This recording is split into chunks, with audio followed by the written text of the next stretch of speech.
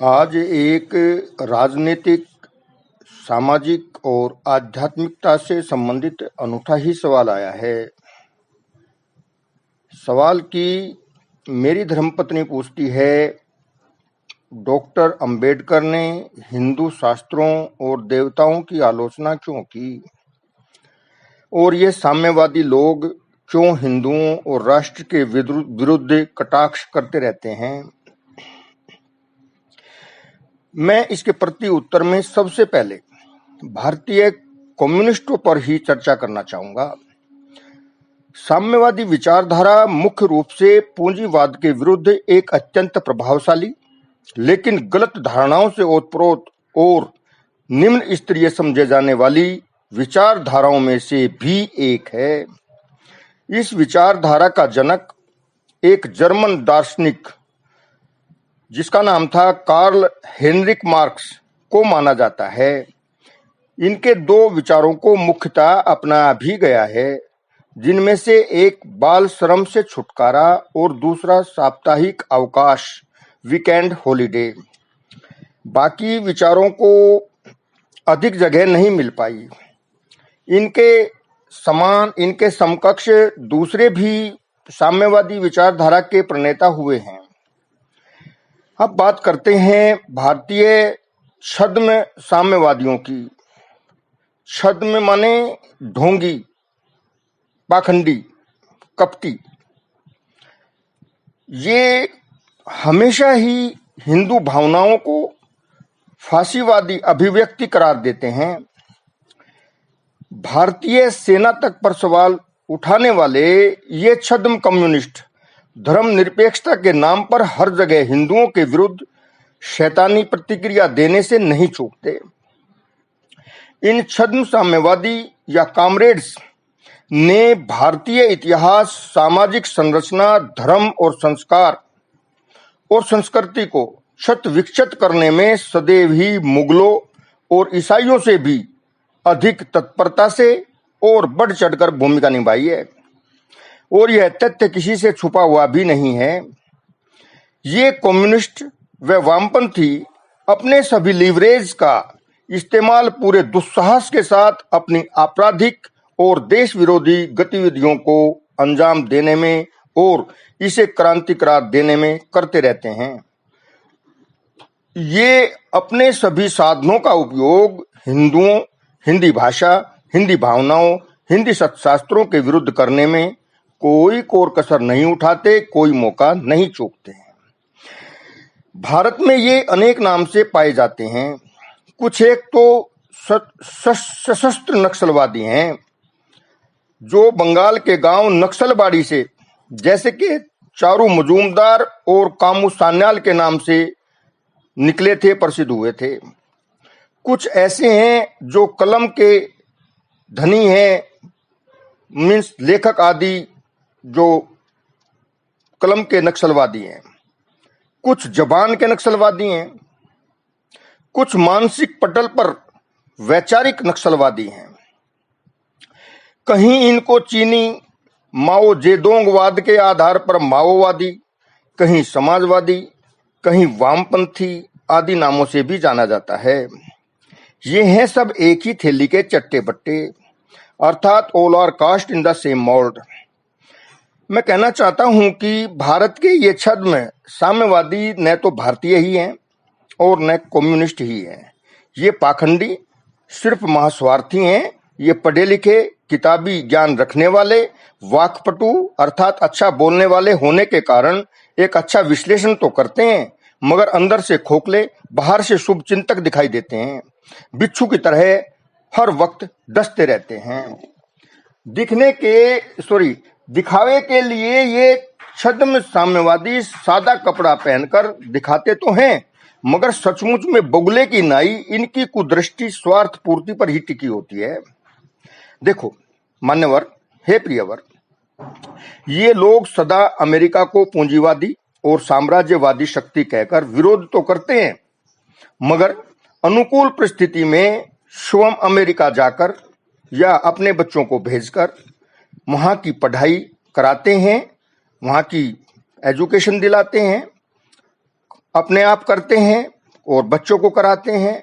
मौका देखकर वहीं बस भी जाते हैं, अपना घर भी बना लेते हैं, नौकरी पा लेते हैं।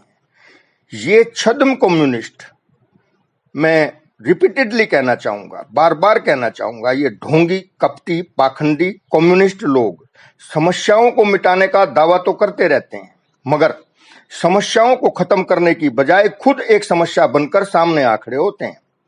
ये छिद्र अन्वेषी यानी कमी ढूंढने वाले लालची लोग हैं जो जाति विभाजन के लिए बड़ी मेहनत करते हैं। और आप सभी मीन्स ये साम्यवादी, दो बिल्लियों के झगड़े में बंदर पंच की कहानी तो आपने सुनी ही होगी। ये बंदर पंच की भांति कार्य करते हैं। ठीक वैसे ही जैसे कहते हैं कि डिवाइड एंड रूल, बांटो और राज करो।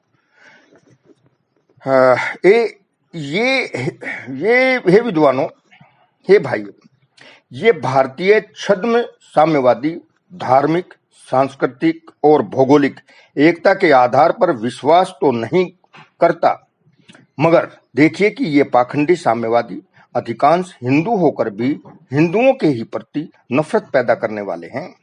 ये लोग आरएसएस के धुर विरोधी हैं और आरएसएस को भगवा आतंकवादी बुलाते रहते हैं, जबकि आरएसएस संगठन ने कभी भी कोई हानि समाज को, देश को नहीं की और एक सांस्कृतिक संगठन है।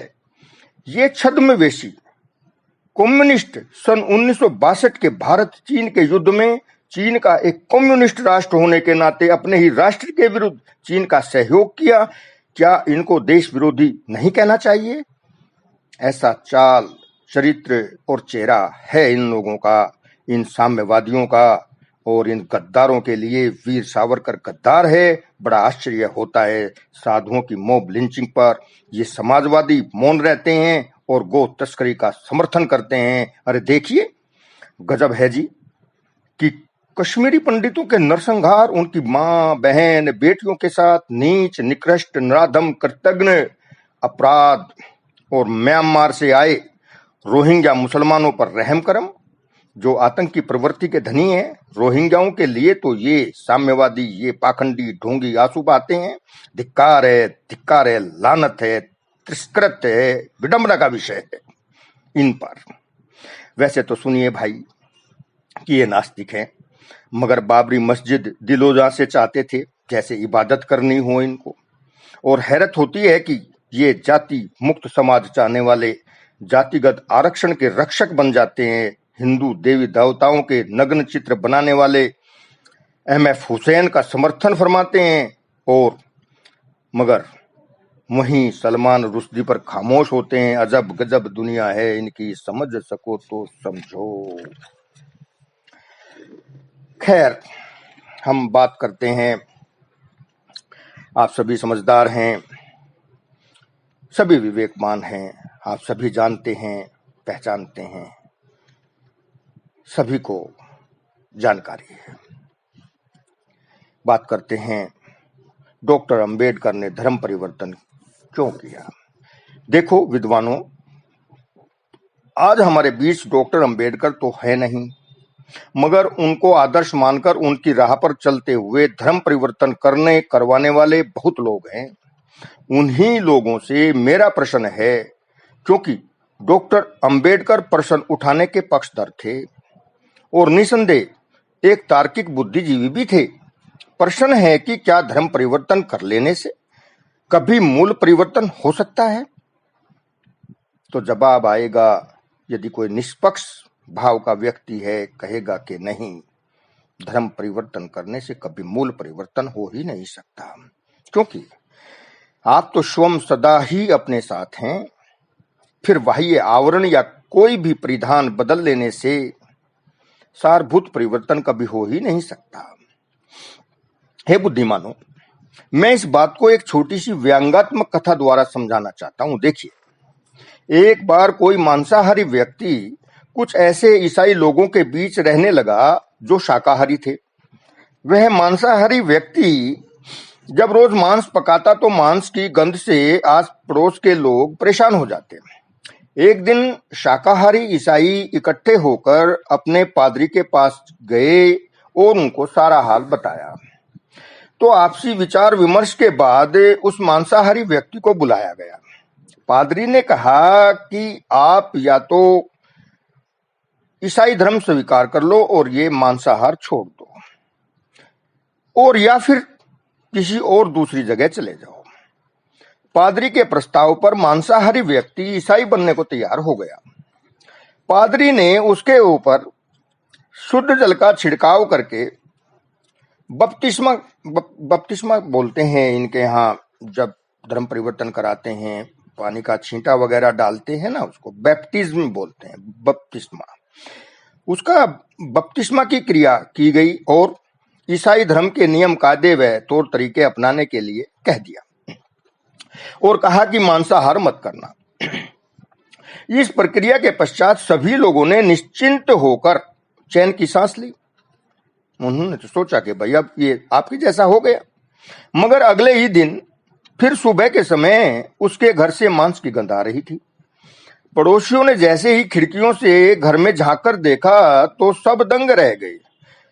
वह व्यक्ति हाथ में शुद्ध जल लेकर मांस के बने व्यंजनों पर छिड़क कर बोल रहा था कि तुम आलू मटर टमाटर गोभी बैंगन आदि हो गए और आज से मांस नहीं रह गए हो, अब तुम मांस नहीं रह जाओगे।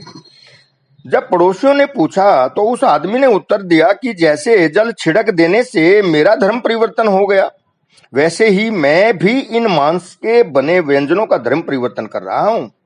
इसलिए कहता हूं कि मानसिकता को बदलो। मैं कहता हूं कि मानसिकता को बदलो, धर्म नहीं। धर्म परिवर्तन दुखदाई है, कष्टकारी है, यह आध्यात्मिक ताप बढ़ाने वाला है, मीन्स मानसिक और शारीरिक ताप देने वाला है, परेशानियां को कष्ट दुख देने वाला है, और यह मेरा निश्चित मत भी है। हे महात्माओं, हे प्रियवर, जरा सुनो कि जो डॉक्टर अंबेडकर की हिंदू धर्म त्यागने की 22 प्रतिज्ञाएं हैं, उनमें से कुछ तो हिंदू धर्मानुसार ही हैं। दूसरे उनका जो सबसे ज्यादा जोर है वह है ब्रह्मा विष्णु महेश गणेश गौरी शंकर, राम कृष्ण, श्राद्ध प्रक्रिया आदि में आस्था का ना होना और पूजा पाठ ना करना, अवतारवाद में विश्वास न करना। ठीक है जी, अवतार का मतलब वैसे मैं यहाँ समीचीन होगा समझाना कि अवतार का मतलब होता है उतरना, आना, और यदि इसको पैदा होने की हम सेंस में भी लेकर जाते हैं तो इस पर कोई विवाद नहीं होना चाहिए। अवतार एक यदि कहें तो सम्मान देने की बात है, एक जैसे कि सम्मानित शब्द होता है देने के लिए, आइए पधारिए विराजिए जैसे बोलते हैं, ऐसा मेरा मानना है कि डॉक्टर अंबेडकर को यह दुविधा मूल कारण नहीं थी। जो मूल समस्या थी वह है व्यक्तियों में जाति आधार पर असमानता का होना, शूद्र आदि कहकर भेदभाव किया जाना, मंदिर व जल स्रोत आदि पर स्थान न मिलना, मीन्स जैसे जल के स्रोत है कुआं नल आदि, उन पर उनको तिरस्कार मिलना और सम्मान ना मिलना, उनको आदर ना मिलना। वास्तव में देखा जाए तो यह एक भर्त्सना योग व्यवहार था। मैं भी इसका समर्थक हूं। मैं भी इसका समर्थन नहीं करता कि किसी के साथ भेदभाव किया जाए। मेरा परिवार भी नहीं करता। मेरा परिवार भी और मैं भी इस बात का आलोचक हूं कि किसी से भी जातिगत भेदभाव किया जाए। खैर, मेरी विचारधारा में भेदभाव नहीं टिकता। अब बात करते हैं पूजा पाठ व श्राद्ध आदि की। इस विषय में मैं कहना चाहता हूं कि आप किसी भी हिंदू देवी देवताओं में विश्वास नहीं करते, नहीं रखते, पूजा आस्था नहीं करते, तो बहुत स्पष्ट है कि हिंदू धर्म सनातन धर्म में कोई भी प्रावधान, कोई बाध्यता ऐसी नहीं है जो सजा करती हो, सजा देती हो। डॉक्टर अंबेडकर तो खुद कानूनविद व प्रबुद्ध व्यक्ति थे। उन्हें तो समझना व मानना चाहिए था कि ऐसी कोई कानूनी या सामाजिक मान्यता नहीं थी और न ही आज है, जो किसी पर विश्वास या अविश्वास या पूजा आस्था करने व न करने को बाध्य करती हो। पहले भी स्वतंत्रता थी और आज भी है। फिर डॉक्टर साहब की प्रतिज्ञा कि मैं बौद्ध धर्म में ही विश्वास व आस्था करूंगा, तो इस आपकी प्रतिज्ञा पर भी हिंदू धर्म में कोई अवरोध नहीं करता। हिंदू लोग तो मजार पर भी, मुसलमानों के पीर आदि पर भी जाने को नहीं रोकते। फिर परेशानी कहाँ थी कि एक कमजोर कदम उठाते हुए हिंदू धर्म से पलायन किया है। हे मान्यवर, हे भाइयों, हे प्रेमियों, अब बात करते हैं कृष्ण अपने को भगवान कहते हैं, तो इसका जवाब मैं देना चाहूंगा कुछ इस प्रकार से कि यदि कोई बुद्ध व्यक्ति है, यदि कोई स्थिति प्रज्ञ है, आत्म स्वरूप में स्थित है, तो वह ही इस भेद को जान पाएगा। क्योंकि यह मरण धर्मा शरीर और इसकी जो ये हमारी चमड़े की आंखें हैं, और ये हमारी आंखें एक ज्ञानेंद्रियों में से एक है, 5 में से, और इससे संबंधित सभी ज्ञानेंद्रियों से सिर्फ हम समाज का, संसार का, मीन्स फिजिकली ज्ञान तो हो सकता है हमें,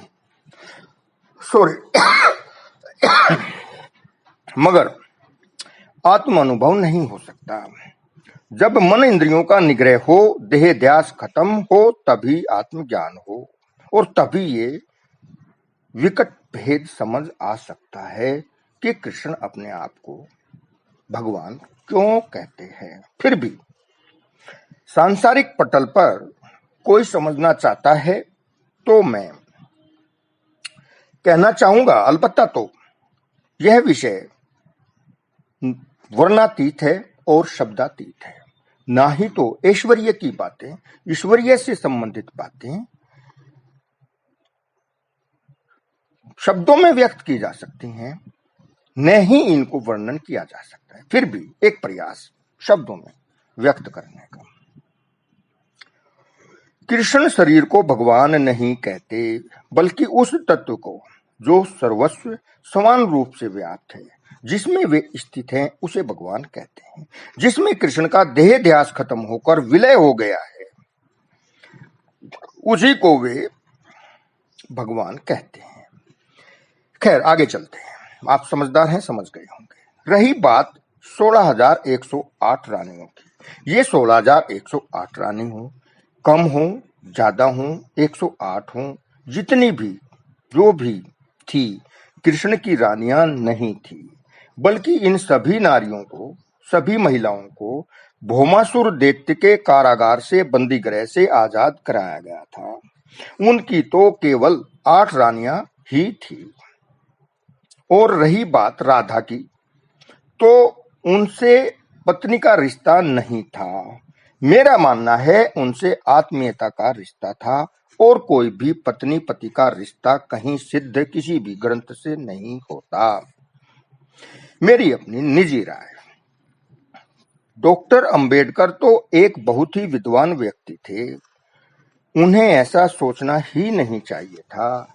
इस प्रकार की और भी अनेक बातें हैं, अनेक सवाल हैं, जैसे कि राम ने सीता को क्यों छोड़ दिया, राम ने बाली को छुपकर क्यों मार दिया था, आदि आदि। मैं कहता हूं ये सब झूठ है, ये सब मिलाया गया है। और पर बुद्ध व्यक्ति के मानसी पटल पर यह टिकता भी नहीं है, टिकने का सवाल भी नहीं है। ये सभी बातें प्रक्षेप की गई हैं। बाली को छुपकर मारना कितना हास्यास्पद लगता है। सवाल पर सवाल बनता है, क्या राम इतने कमजोर थे और असमर्थ थे कि बाली को मारने के लिए उनको छिपना पड़ेगा? मैं समझता हूं नहीं। हम कई बार एक पक्ष को देते हैं, एक पक्ष को देखते, सोचते, विचारते हैं।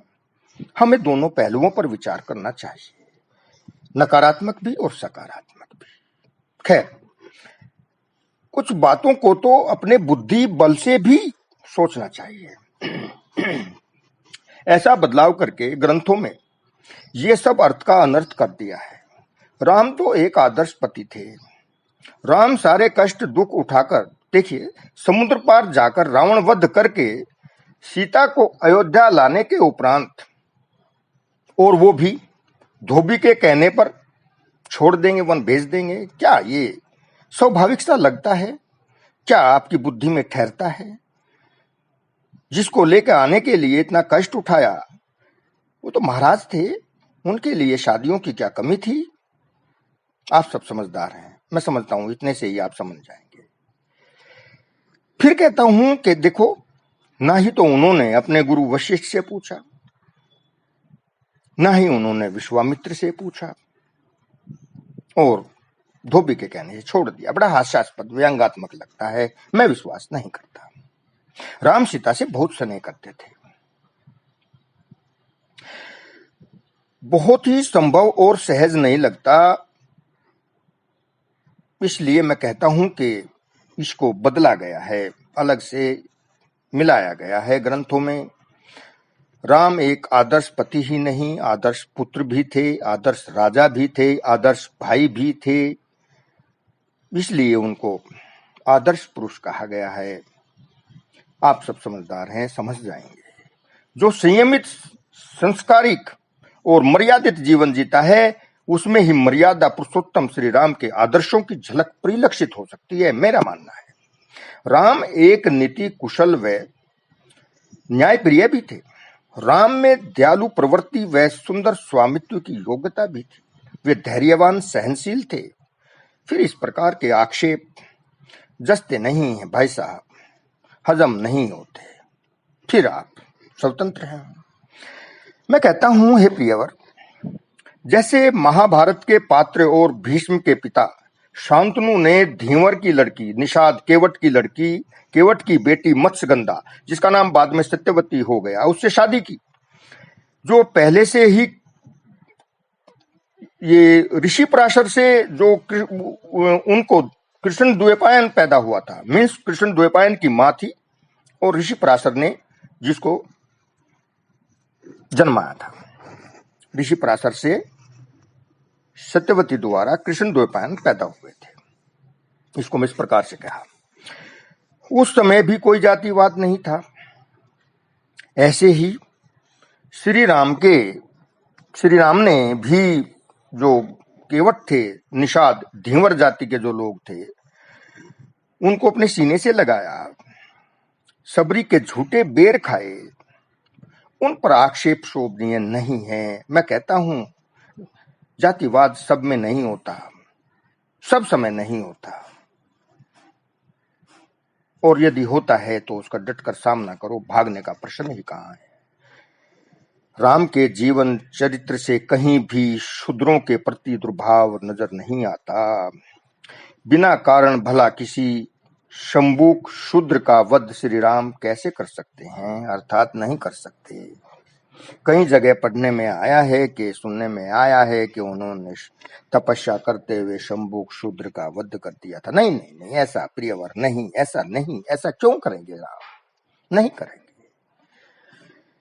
शूद्रों के विरुद्ध जो भी लिखा है किसी भी ग्रंथ में, किसी भी स्थान पर, वह सब मद की है। मीन्स यह सब स्वार्थी तत्वों द्वारा हिंदुओं के बीच दरार डालने के काम किए गए हैं, ऊपर से मिला दिया गया है। इसी प्रकार मनु संहिता, मनुस्मृति जिसको बोलते हैं, उसमें भी उसके प्रति डॉक्टर साहब की शिकायत विशेष रही है। जो हिस्सा जातिगत है, मीन्स जाति भेद करता है, वह सब प्रक्षेपण है, वह सब मद की है, अर्थात बदली गई लिपि का वर्जन है, ऊपर से मिलाया गया है। इस सब के विषय में दयानंद सरस्वती, जो जब अंबेडकर साहब, डॉक्टर अंबेडकर अस्तित्व में भी नहीं थे, पहले से ही खंडन कर चुके हैं। अर्थात मनुस्मृति का आधे से अधिक भाग अशुद्ध है, वो ऐसा मानते थे। और शूद्र को अनार्य अर्थात अनाड़ी कहकर परिभाषित किया गया है। ऐसा सत्यात प्रकाश में आता है। अनाड़ी जो अनाड़ी है वो ही शूद्र है, फिर चाहे वो जो हो, न कि जाति आधार पर।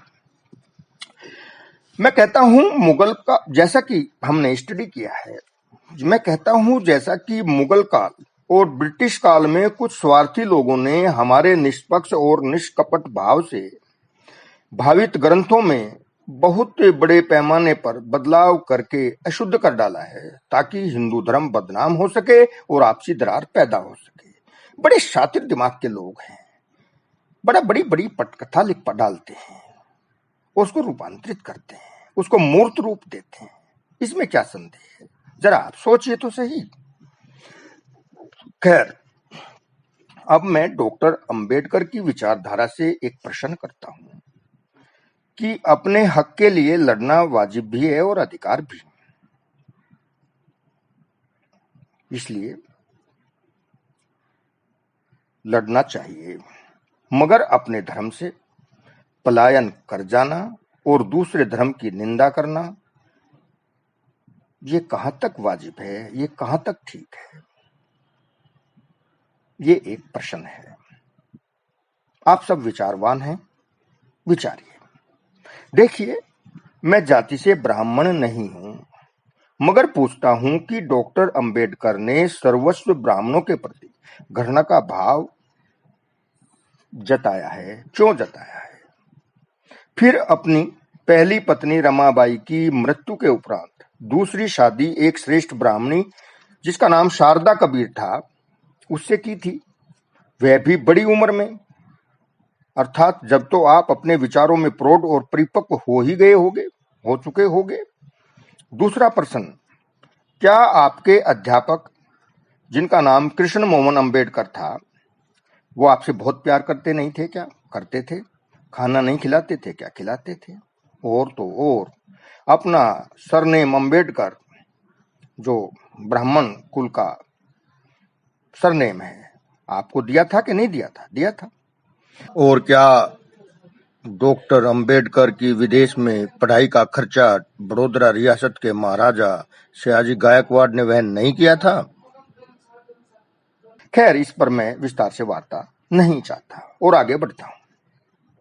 देखो, यदि कोई हिंदू धर्म नहीं मानता, कोई बंधन नहीं, आपकी अपनी स्वतंत्रता है, मगर क्या मेरे पूछने का अधिकार या अभिव्यक्ति की आजादी नहीं है? है तो पूछता हूं, हिंदू धर्म के विरुद्ध ढिंडोरा पीटना, हिंदू धर्म का अपमान व तिरस्कार करना, मनु स्मृति जैसे ग्रंथों को जलाना, देवी देवताओं का अपमान व भर्त्सना करना, आदि आदि बातें जो हैं, क्या ये शोभनीय है? ये हिंदुओं का करुणा में, दया में स्वभाव ही है कि कोई भी आता है और कुछ भी कहकर चला जाता है। करोड़ों लोगों की आस्था, श्रद्धा, निष्ठा, आस, विश्वास, भरोसा, इस सब को कुचलने का प्रयास, इस पर लगातार कुठाराघात करना, क्या ये भावनाओं का निरादर और भावनाओं से खिलवाड़ नहीं है? जरा एक शब्द भी पैगंबर मोहम्मद और कुरान पर मुख से निकाल कर तो देखिए। और फिर क्या? आप अनभिज्ञ थोड़े ही हैं, आप सब जानते हैं। हिंदू की उदारता का सबने लाभ उठाया है। मैं कहता हूं, हे सज्जनों, हे देवियों, मैं पूछना चाहता हूं कि बौद्ध धर्म किस प्रकार से और किस मायने में हिंदू धर्म से भिन्न है? यदि कोई इस मार्ग का मुसाफिर हो तो जाने। हिंदू या सनातन या कहिए कि वैदिक धर्म अपने आप में एक सागर की भांति है और इसके विरुद्ध अल्प ज्ञान दुख का कारण है। गहराई में कोई उतरे तो जाने, गहराई में डूबने की आवश्यकता है, उतरने की आवश्यकता है। कहते हैं ना कि the more you go in the deep the more you get, और ये भी कहते हैं कि the deeper the well the cooler the water. मैं कहता हूं कि बौद्ध धर्म वैदिक धर्म का अंश भर है, छोटा सा हिस्सा भर है, और सनातन वैदिक धर्म यह तो अमृत कुंड है। इसमें आप उल्टे गिरो चाहे सीधे गिरो, गिरोगे तो अमृत कुंड में ही ना, होगे तो अमृत से सराबोर ही ना। देखो हे भाई, बौद्ध धर्म का जो सिद्धांत है वो है कि संसार दुख में है। धम्मपद में लिखा हुआ है, आप देख लेना। मैंने धम्मपद को पढ़ा है, मेरे पास सभी शास्त्र लगभग हैं, इसलिए कहता हूं, अनजान नहीं, सुनकर नहीं, इधर उधर से सुनकर नहीं कह रहा हूं। फिर से कहता हूं, जो सिद्धांत है, संसार दुख में है, दुखों का कारण है, दुखों का निरोध किया जा सकता है, दुखों को त्यागने का मार्ग है। और यह ही धम्मपद अर्थात धर्म का मार्ग कहिए। धम्मपद मीन्स, पद मीन्स मार्ग, धम्म मीन्स धर्म का, कि बौद्ध धर्म का मूल सिद्धांत है। मैं कहता हूं यह कपिल मुनि के सांख्य दर्शन की शुरुआत भर है। समझने का प्रयास कीजिए। और अष्टांगिक मार्ग जो है धम्मपद का, वह महर्षि पतंजलि के योग दर्शन का हिस्सा भर है। चाहो तो आप अध्ययन कर सकते हैं, स्वाध्याय कर सकते हैं। बौद्ध धर्म मुख्य रूप से आचार और सदाचार का धर्म है, यानी कि जीने का तरीका और कला है, जो हिंदू धर्म से किसी भी एंगल में भिन्न और जुदा नहीं है। हे प्रियवर, मैं बताना चाहता हूं कि गौतम ने अर्थात सिद्धार्थ बुद्ध ने भृगु ऋषि के आश्रम में गए और वहां जाकर सबसे पहले, उसके बाद भृगु ऋषि के आश्रम से गए और आलार कालाम से सांख्य दर्शन में दीक्षा ग्रहण की थी और इसे आत्मसात किया। फिर इसके बाद उद्दक रामपुत्र से योग दर्शनानुसार योग में दीक्षा ली और योगाभ्यास किया, इसको भी सिद्ध किया और ध्यान करते हुए समाधि में लीन होकर अमूल्य निधि को प्राप्त हुए। सांख्य दर्शन का प्रभाव गीता और सत्यार्थ प्रकाश जैसे ग्रंथों में भी मिलता है। सत्यार्थ प्रकाश जो दयानंद सरस्वती रचित विरचित ग्रंथ है। देखो, इल्जाम लांछन लगाने से या आक्षेप करने से क्या होता है? आरोप तो बुद्ध पर भी लगाए गए हैं। जो दो घटनाएं तो महिलाओं से ही संबंधित हैं। एक महिला सुंदरी की हत्या और उसके साथ बुद्ध का व्यभिचार का भी लांछन लगाया गया था। और ये स्थान था उत्तर प्रदेश के श्रावस्ती में जो जैतवन आश्रम है, उसकी कुटिया, गंध कुटिया, उसमें बताया गया है, किताबों में लिखा है, आप ही की किताबों में लिखा है। दूसरा भी आरोप है, एक चिंचा ब्राह्मणी का आरोप था कि वह बुद्ध द्वारा गर्भवती थी। वो भी जैत वनाश्रम की बात है, वहीं की बात है। कोई समझना ही ना चाहे तो फिर कोई क्या करे? भरथरी कहते हैं, अज्ञे सुखम आराध्य सुक्तरम आराध्यते विशेषज्ञ ज्ञान लव दुर्वी दग्धम ब्रह्मा पीतरम तम नरम नैरज्यति। अर्थात हे कि गैर जानकार मनुष्य, यदि कोई जानता नहीं है कुछ और समझना चाहता है तो उसको समझाना सामान्यतः सरल होता है और उससे भी आसान होता है विशेषज्ञ को समझाना। मीन्स जो जानता है, मीन्स उस विषय में जो जानकार है, उस विषय से जो संलग्न है, उसको समझाना उससे भी आसान है। जो नहीं जानता उसको समझाना आसान है, जो जानकार है उसको उससे भी आसान है समझाना। किंतु अल्पज्ञ मीन्स जिसको आधी अधूरी जानकारी है, उसे समझाना तो स्वयं सृष्टिकर्ता, सृष्टि रचयिता ब्रह्मा के भी वश में नहीं है, उसके वश से भी बाहर है।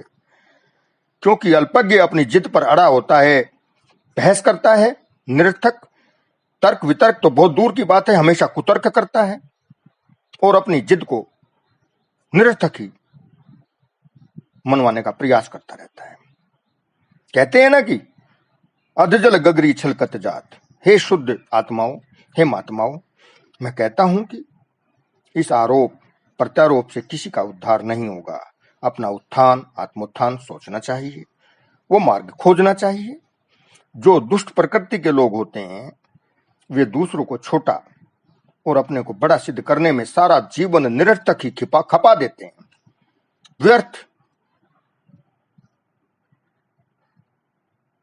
व्यर्थ खपा देते हैं, बर्बाद कर देते हैं।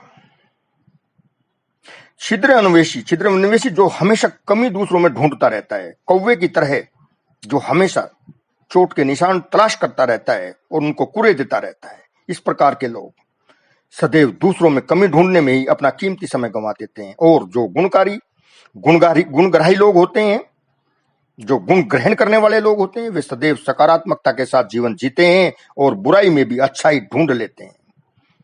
हमेशा देखो, हमें दूसरों को छोटा, शूद्र आदि और अपने को महान बताने, मनाने, जताने, दिखाने का मैं अपनी ऊर्जा व्यर्थ नहीं गंवानी चाहिए। हमें अपनी ऊर्जा का व्यय व्यर्थ नहीं जाने देना चाहिए, नहीं करना चाहिए। अब तो वैसे भी सारे जाति समुदाय के लोग शिक्षित हो गए हैं, अतः किसी को घृणा, तिरस्कार आदि नहीं होना चाहिए। ये भेद खत्म हो जाना चाहिए, ये बिल्कुल नहीं रहना चाहिए। किसी भी व्यक्ति के सोच, विचार व कर्म निम्न स्तर के हो सकते हैं, अतः सभी को समान दर्जा होना चाहिए, कम व अधिक नहीं। मैं तो कहता हूं, जो जहां जिस धर्म में है वहीं रहकर आत्म मंथन, आत्मचिंतन करना सीखे, करना चाहिए। कौन धर्म छोटा है, कौन बड़ा है, इसका कोई औचित्य न समझकर बस अपने को समझो और जो कुछ दूसरे के धर्म आदि से सीखने को मिले उसको ग्रहण कर लेना चाहिए। जो मनुष्य पक्षपाती होता है ना, वह अपने असत्य को भी सत्य और दूसरे विपक्ष के सत्य को भी असत्य सिद्ध करने में प्रवृत्त होता है, लगा रहता है, और इसलिए वह सत्य को प्राप्त नहीं हो सकता। हे विद्वानों, हे विवेकवानों, आपको चाहिए कि सभी पक्षपात छोड़कर जो स्वतंत्र सिद्धांत है, अर्थात जो बातें सभी के अनुकूल हों और सत्य हों, उन्हीं का ग्रहण किया जाना चाहिए। एक दूसरे के विरुद्ध सभी बातों का त्याग करना चाहिए और आपस में प्यार प्रीत का भाव पैदा करना चाहिए। मेरा तो ऐसा ही मानना है। जब विभिन्न पक्षों के विद्वान मनीषी लोग आपस में विरोध करते हैं, तो जो सामान्य लोग हैं, क्या प्रभाव आता है समाज में? विद्वान लोग, मनीषी लोग तो आपस में झगड़ा करते रहते हैं और साधारण लोगों को बड़ा दुख होता है और उनसे सुख दूर भागने लगता है, जबकि यह दुख का उत्पादन स्वार्थी लोगों को बहुत प्रिय होता है। सभी महापुरुषों ने अपने अपने धर्म संप्रदाय के लोगों को अच्छी शिक्षा विद्या देने का प्रयास किया है, इसलिए आनंद के साथ अपने वचनों का पालन करते हुए परमानंद को ही प्राप्त हो जाओ भाई। बढ़े चलो, बढ़े चलो। अब बस करता हूं। मैं आपकी हृदय गुहा में विराजमान परमेश्वर को नमस्कार करता हूं। नमस्कार।